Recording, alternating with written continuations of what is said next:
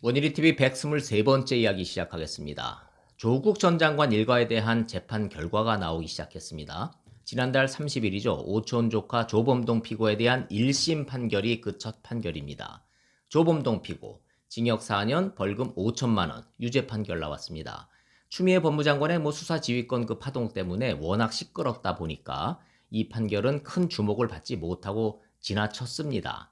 사모펀드 운영사의 이름이 코링크 프라이빗 에쿼티인데 줄여서 코링크 P라고 하겠습니다. 재판부는 조범동 피고가 무자본 M&A로 기업을 인수하고 횡령과 배임으로 72억 원을 빼돌린 혐의가 인정된다. 이러면서 징역 4년 유죄 판결을 내렸어요. 그런데 국민적 관심사는 조범동이 아니죠. 조국 전 장관하고 정경심 교수예요. 조범동의 유죄 판결에도 불구하고 조국 피고에 대한 재판은 조국에게는 유리하게, 검찰에게는 불리하게 돌아가고 있다. 심지어 조국이 법적으로 부활하고 있다. 이런 지지자들의 환호가 벌써 나오고 있습니다. 오늘은 왜 그런 전망이 나오는지 조범동 재판 결과를 바탕으로 해서 조국과 정경심 재판 상황 중간 정리를 해보겠습니다. 이게 재판에서의 시작은요. 코링크 P는 누구 거예요? 이거였습니다. 검찰은 2017년 10월이죠. 코링크 PE라는 사모펀드를 조범동이 인수를 했으니까 실소유주라고 봤어요. 조국 장관 부부는 이 코링크 PE에 투자를 한 투자자로 본 게 검찰의 입장이었습니다. 이후 정경심이 조범동과 함께 운영을 하면서 돈을 빼돌린 공범 관계다라고 공소장에 적시가 됐습니다. 그런데 재판부는 조범동이 코링크 PE의 실소유주가 아닌 최고 의사 결정권자, 쉽게 말해서 조범동은 월급 사장으로서 회사 돈을 빼돌리는 횡령을 한 거다. 실소유주 아니었다 이거였고, 정경심 또한 투자를 한 게 아니고 돈을 빌려준 거다. 그래서 운영에 개입했다고 볼 수 없다. 즉 조범동 횡령에 정경심이 공범이라는 말은 성립되지 않는다. 이렇게 재판부가 판단을 한 겁니다. 정경심이 조범동한테 건넨 10억 원, 이거는 투자금이 아니고 대여금으로 인정했다 이거예요. 따라서 반대로 조범동이 정경심한테 준 1억 5천만 원, 이거 역시 투자 수익이 아니고 이자라고 재판부는 판단을 한 겁니다. 직접 투자를 할 수 없으니까 오촌 조카의 사모펀드를 통해서 간접 투자를 했다는 이 쟁점에서 재판부가 정경심 피고의 손을 들어준 겁니다. 검찰이 증거로 제수했던 수많은 문자 메시지, 그러니까 투자, 수익률 이런 단어는 그럼 뭐냐? 재판부는 이렇게 해석을 했습니다. 피고인 조범동과 정경심이 반복적으로 투자, 수익률 등의 표현을 사용하고 있지만 정경심은 원금과 일정액의 수익 이외에는 피고인이 이를 가지고 어떤 투자처에 어떤 방식으로 투자하는지 관심이 없어 보인다. 한마디로 정경심의 행위는 돈을 묻어두고 이자를 받는 것에 불과했다. 이런 결론을 내린 겁니다. 재판부는 그렇게 봤습니다. 어쨌든 조국, 정경심 지지자들은 환호하는 분위기예요. 검찰이 주장해왔던 조범동, 정경심 공범 구도가 깨졌다. 이렇게 본 겁니다. 이 판결이 옳다 그르다 그 판단은 유보를 하겠습니다. 제가 주목하는 건 조국, 정경심 재판은 이런 식으로 과연 무죄쪽으로 흘러가고 있는 것인가? 이 질문입니다. 성신여대 법학과의 김봉수 교수라고요. 판사 출신 교수가 있습니다. 사모펀드 전문가로 조국 사건을 따라오면서 주시를 해온 전문가 중 한 명입니다. 김 교수가 언론 인터뷰를 했던데 조국 전 장관이 법적으로 부활하는 수순이다. 이런 전망을 했습니다. 그렇게 판단하는 근거가 눈에 띄어서 봤습니다. 검찰이 당초 조국 부부한테 10억 사모펀드 투자로 받고 이는 조국 전 장관한테는 뇌물죄가 성립될 수 있다. 이게 검찰의 판단이었어요. 공무원이 사모펀드를 투자를 하면 뇌물을 직접 받을 필요가 없습니다. 그 사모펀드가 수익을 내도록 유리한 정보를 도와주면 공무원이 자동으로 돈을 버는 구조이기 때문이에요. 조범동 재판부의 판결 결과는 조 전 장관의 이 뇌물죄 혐의 부분도 전면 부정하고 있습니다. 한마디로 조국 전 장관도 정경심 교수도 코링크 PE의 운영에 대해선 전혀 아는 바가 없었다. 오촌 조카가 운영하는 사모펀드에 10억 원을 빌려주고 이자를 받았을 뿐이다. 이게 조범동 재판 결과로 본 재판부의 현재까지의 판단이라는 겁니다. 일단 지난 6월 30일 나온 조범동 1심 판결, 이 판결은 조국과 정경심 피고에게 유리한 고지를 안겨줬다. 이건 사실이다. 이런 추론은 가능합니다. 그럼 결국 조국과 정경심 피고는 사모펀드와 관련해서는 무죄 판결을 받을 거다? 그렇게 예단할 수는 없다는 게 김봉수 교수의 주장이에요. 조범동 1심 재판부는 횡령 혐의에서 정경심은 공범이 아니라고 판단을 했죠. 그러나 증거인멸 교사에 대해서는 공범관계를 인정했습니다.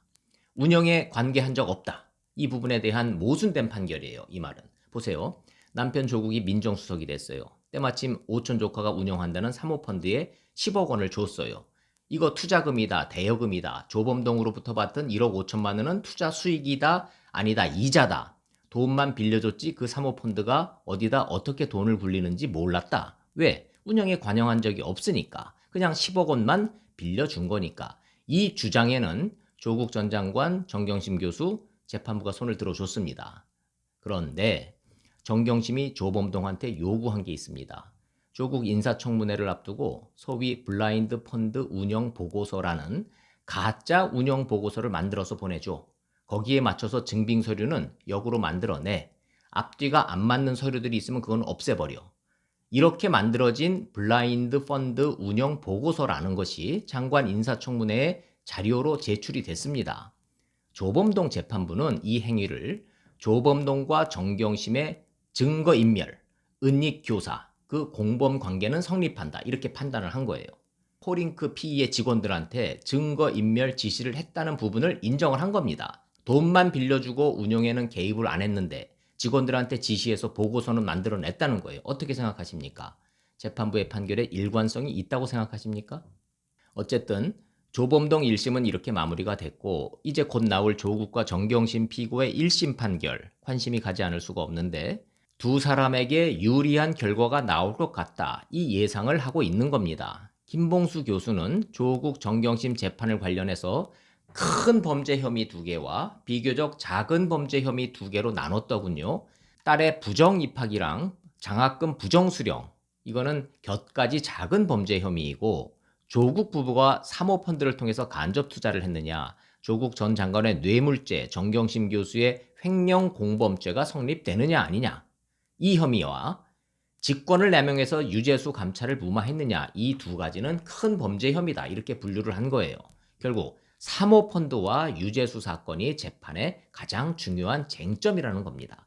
결론부터 정리를 해보면 재판이 모두 조국 정경심에게는 유리하게, 검찰에게는 불리하게 흘러가고 있다. 이런 분석과 전망에 점점 무게가 실리고 있다는 겁니다.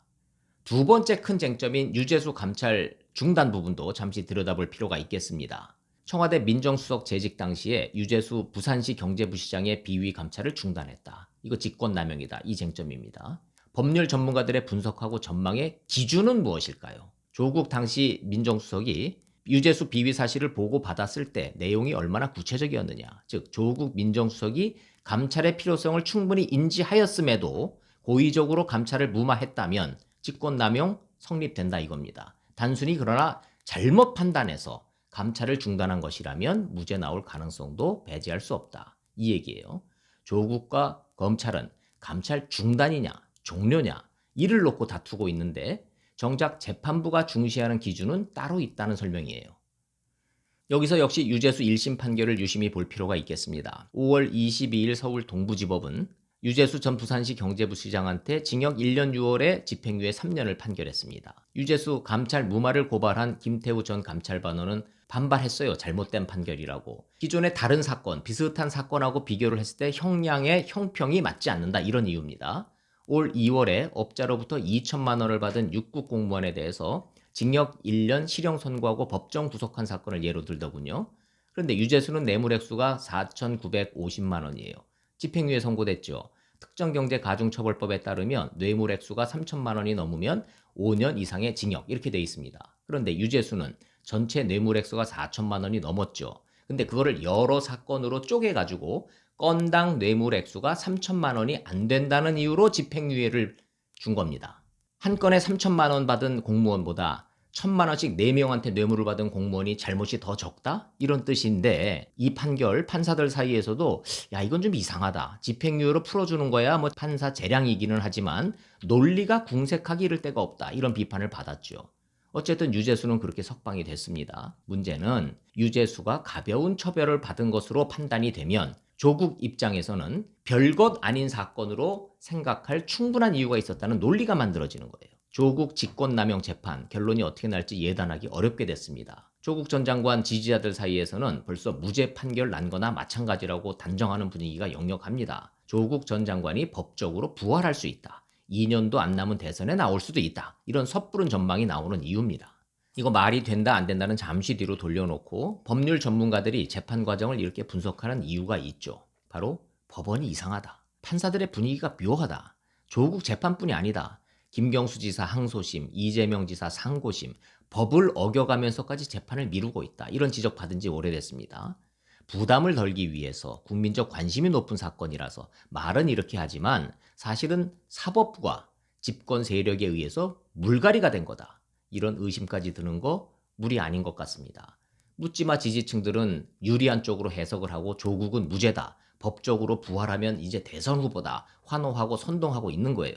그런데요, 묻지마 지지자들이 애써 외면하는 중요한 팩트가 여전히 존재합니다. 재판의 법리 다툼을 떠나서 조국 사태의 본질은 전 공직자 윤리의 문제라고 생각을 합니다. 법적으로 문제될 건 없습니다. 라고 하는 이 조국 전 장관의 이 한 문장에 중요한 시사점이 있는 거예요. 뒤집어 말하면 법적으로만 문제가 되지 않으면 공직자로서의 윤리, 공직자로서의 도덕성은 중요치 않다. 가치관을 단적으로 보여주는 거예요. 이런 자세로 국정에 임했던 게 문제의 본질이었다 이겁니다. 그 정치적 오판의 대가가 너무 크죠. 우리 사회가. 국민이 둘로 쪼개졌습니다. 친조국 대 반조국. 판결을 앞둔 이 와중에도 국민은 둘로 쪼개져 있어요. 판결을 예단하는 건 무의미하지만 분명한 건 우리 사회는 아직도 조국 사태를 벗어나지 못하고 있다. 위선과 반칙을 단죄하기에 검찰도 법원도 언론도 역부족이다. 살아있는 권력의 힘이 그만큼 강하다. 이걸 실감하는 현실입니다. 마지막으로 저는 두 가지를 언급하고 싶습니다. 김봉수 교수가 사소한 작은 곁가지 범죄라고 분류한 그 두 가지 사건. 자녀 입시 비리하고 장학금 부정수령 문제. 이게 과연 작은 곁가지 범죄일까? 이 말을 하지 않을 수가 없습니다. 국민정서법이니 뭐니 이런 걸 운운하고 싶지는 않습니다. 다만 자녀 입시 비리, 표창장 위조, 장학금 부정수령 이것만큼 공정과 정의라는 기준에 어긋나는 범죄가 있을 수 있을까? 이게 사소하고 작은 그까짓 일이라면 우리 어른들은 미래 세대인 젊은이들에게 무엇을 가르칠 수 있을까요? 저는 그런 질문을 하는 겁니다. 두 번째, 조국 전 장관이 서울대 출신인 거는 다 아실 겁니다. 서울대생들이 뽑은 부끄러운 동문상 1위. 작년에 이어 올해도 조국 전 장관입니다. 2위는 유시민, 꼴찌는 윤석열이라네요. 자랑스러운 동문상 아니고 부끄러운 동문입니다. 원일이 TV 마치겠습니다. 고맙습니다.